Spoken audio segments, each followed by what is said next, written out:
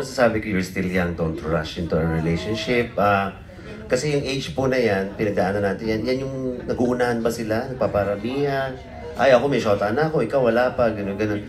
And it will hit you. One day it will hit you, yun na yun. Ito na yung time to fall in love.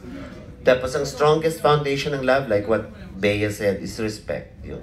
Tapos, whenever there are arguments, huwag yung puro ako, put yourself in your partner's shoes.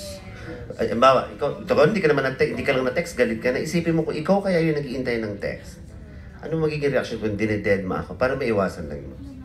Respect. Yun. Ako naman po siguro yung sinasabing choose to love. Pero minsan, love will choose you diba? Ganda nun! I love it! If you want your love to last, diba? Parang, it's something that you give.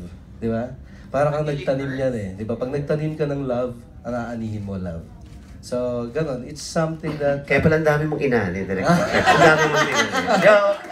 Pati ang mga direktor natin naglalaglagan na din po. Yun, love is sacrificial. Welcome to diba? Laglagan Vlogcon.